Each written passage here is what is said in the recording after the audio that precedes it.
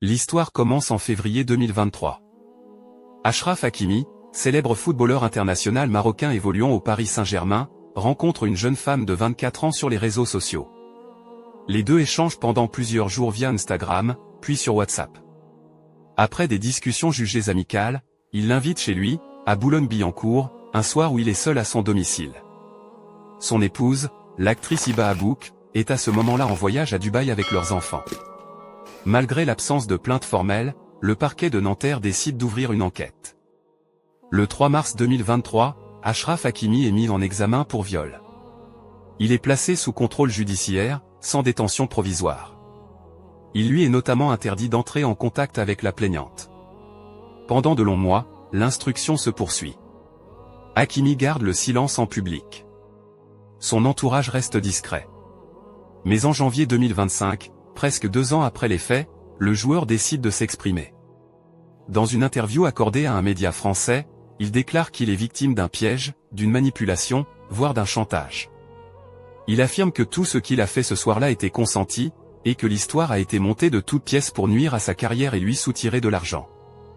Le 1er août 2025, un tournant majeur intervient, le parquet de Nanterre estime que les éléments réunis au cours de l'enquête sont suffisamment graves et concordants pour demander un renvoi devant une cour criminelle. Un procès est officiellement requis. Mais ce même jour, de nouveaux éléments surgissent dans la presse. Des captures d'écran de conversations privées entre la plaignante et une amie sont dévoilées par certains médias.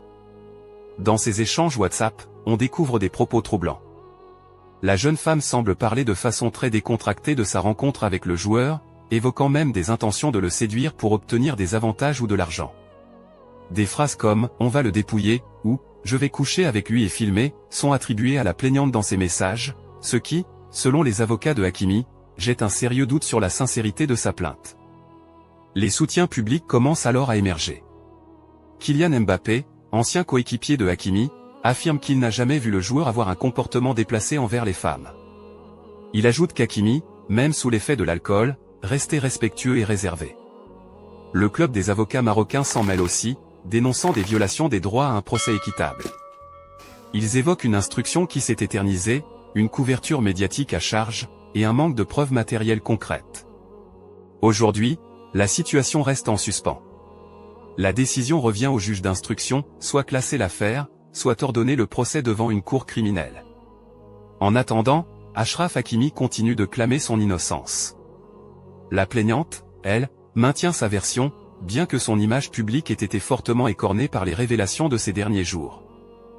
Dans cette affaire complexe, où se mêlent célébrité, consentement, justice médiatique et procès d'intention, une chose demeure centrale, la vérité judiciaire n'a pas encore été rendue.